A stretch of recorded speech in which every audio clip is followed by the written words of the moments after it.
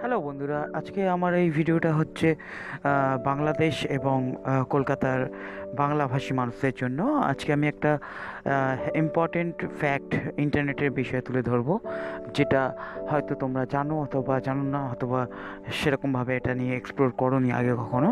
তো এই বিষয়টা তোমরা সবাই খেয়াল রেখো যে এই জিনিসটা কিন্তু খুব হার্মফুল জিনিস।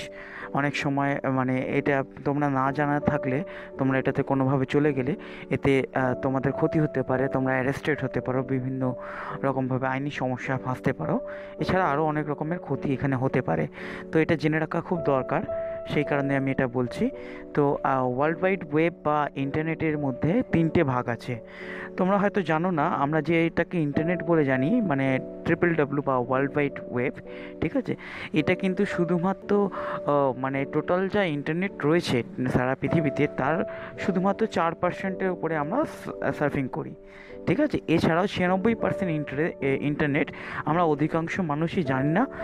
হয়তো কেউ ভুলবশত, হয়তো কেউ ইচ্ছাকৃতভাবে এখানে ঢুকে পড়ে, ঠিক আছে। তো ইচ্ছাকৃত যারা ঢোকে তাদের সম্বন্ধে আমার কিছু বলার নেই, তারা নিজের দায়িত্বে নিজের কাজ করবে। যারা ভুলবশত ঢুকে পড়ো তাদেরকে আগে থেকে বলে রাখি যে এই কাজগুলো করা কিন্তু একেবারে আইনসম্মত না এবং ইলিগাল। এই ইলিগাল স্টাফগুলো করলে কিন্তু তোমাদের ক্ষতি হতে পারে। তো তোমরা এটা ভালো করে মন দিয়ে দেখো ভিডিওটা।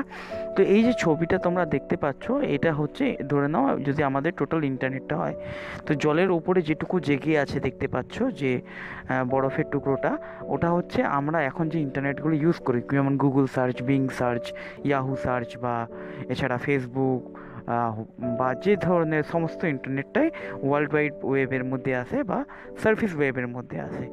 এরপরে হচ্ছে ডিপ ওয়েব। ডিপ ওয়েবটা অতটা মারাত্মক নয়, কিন্তু তবুও এটাও অ্যাক্সেস করাটা ঠিক নয়, কারণ ডিপ ওয়েব হচ্ছে অ্যাক্সেস করতে পারবেও না ডিপ ওয়েব চাইলে।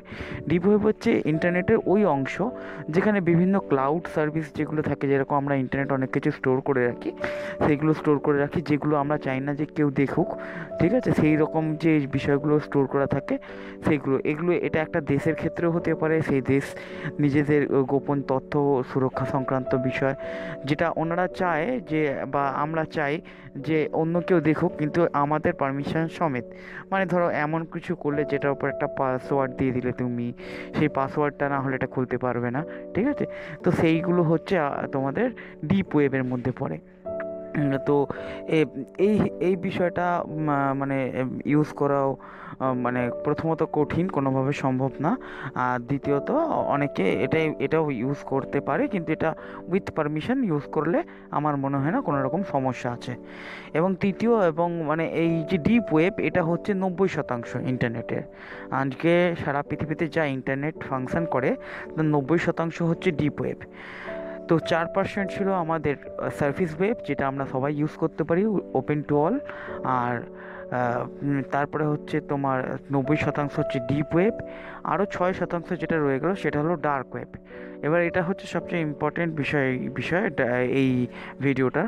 ডার্ক ওয়েব হচ্ছে একেবারেই একদম ভালো জিনিস নয়, একেবারেই ইলিগাল একটা ইন্টারনেটের অংশ। এটা কখনোই ইউজ করা উচিত না, ঠিক আছে।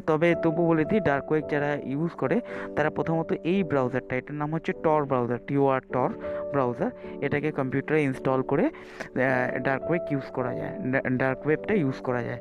এবং এই ডার্ক ওয়েব ইউজ করলে কি হয়, ডার্ক ওয়েবটাতে মানে প্রথমত যেতে গেলে কী হতে হয়, এই টর ব্রাউজার, এরা এই ব্রাউজারটার খাসিয়াত হচ্ছে এটা কিন্তু তোমার কোনো তথ্য রাখবে না, এটা অ্যানোনামাসভাবে তোমাকে ইন্টারনেটে সার্চ করতে সাহায্য করবে। তো সেইটাভাবে যদি করো, এবং ডার্ক ওয়েবে হয়েছে, ডার্ক ওয়েব হচ্ছে সমস্ত রকম ইলিগাল স্টাফ করার জন্য। ইলিগাল স্টাফ মানে ধরে নাও ডার্ক ওয়েবে অনেকে মানে যেগুলো ইলিগাল পর্নোগ্রাফি আসে, যখন আমরা সার্ফিস ওয়েবেও পর্নোগ্রাফি পাই, কিন্তু সেগুলো মানে একটা একটা তার মধ্যে একটা লিমিট পর্যন্ত।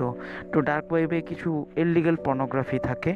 এছাড়াও ডার্ক ওয়েবে ওয়েপেন্সের কেনা লেনদেন হয়। এবং ডার্ক ওয়েবের একটা নিজস্ব কারেন্সি আছে যেটাকে বিটকয়েন্স বলে। বিটকয়েন্সের মাধ্যমে ওখানে কেনা বেচাটা হয়। এবং বিটকয়েন্স হচ্ছে একটা অনলাইন কারেন্সি, যেটা ইউএস ডলারের মাধ্যমে কারেন্সিটা কিনে ওই কারেন্সির মাধ্যমে তোমাদেরকে ডার্ক নেটে বা ডার্ক ওয়েবের মধ্যে তোমাদের কেনাবেচা করতে হয়, ঠিক আছে? তো এটা একেবারেই করো না। আমি প্রথমত সবাইকে সাবধান করে দেবো, ডার্ক ওয়েব একটা খুব মারাত্মক জিনিস। এরকম বহু শোনা যায় যে ডার্ক ওয়েবে কিছু চ্যাট রুমস আছে, যে সমস্ত চ্যাট রুমে ঢোকার ফলেই অনেকের মানে সঙ্গে সঙ্গে তোমার কম্পিউটারে সব কিছু হ্যাক হয়ে যাবে, বা তোমার ফোনে সব কিছু হ্যাক হয়ে যাবে, এবং তারপরে তোমার বাড়িতে এসে অত্যাচার, খুন, মার্ডার এই সমস্ত পর্যন্ত কিন্তু ডার্ক ওয়েবের ফলাফল অনেকবার নোটিস করেছে। এছাড়া এটা ইললিগাল, সবচেয়ে বড় জিনিস হচ্ছে এটা ইললিগাল। এটা ব্যবহার করার ফলে তোমরা পুলিশের দ্বারা মানে বন্দিও পর্যন্ত হতে পারো। তো এই ফ্যাক্টটা তোমরা সবাই মনে রেখো, এটা খুব ইম্পর্টেন্ট ফ্যাক্ট, ঠিক আছে? মানে অনেক সময় কিউরিসিটির বসে আমরা ডার্ক ওয়েবের সার্চ করে ফেলি, বা টর ব্রাউজার ডাউনলোড করে অনেকে ঢুকে ফেলে, কিন্তু এইটা একেবারে করাটা উচিত না। এটা একদম একটা ভুল কাজ, এটা কোনোভাবে তোমরা করো না, এটাই বলবো। তো আমার এই ভিডিওটা দেখার জন্য অনেক অনেক ধন্যবাদ। তোমরা যদি পারো তাহলে একটা কাজ করো, আমার চ্যানেলটাকে সাবস্ক্রাইব করো, বেল বাটনটাকে হিট করো। দেখো, আমি তোমাদের মতন বাংলাভাষী, আমাদের মানে কলকাতার বাঙালি অথবা বাংলাদেশের বাঙালিরা আছে, বা বিশ্বভরে যেখানেই বাঙালিরা আছে, তাদের জন্য আমি বিভিন্ন রকম টপিকে শুধুমাত্র মানে তো এই ধরনের ভিডিও নিয়ে আসি, যেগুলো খুব ইম্পর্টেন্ট। তো তোমরা আমার চ্যানেলটা সাবস্ক্রাইব করো, বেল বাটনটা হিট করো। এর জন্য যদি তোমরা জানো বা জানো না, এর জন্য কোনো রকম চার্জ লাগে না, ফ্রি অফ কস্ট এটা হয়। তো আজকের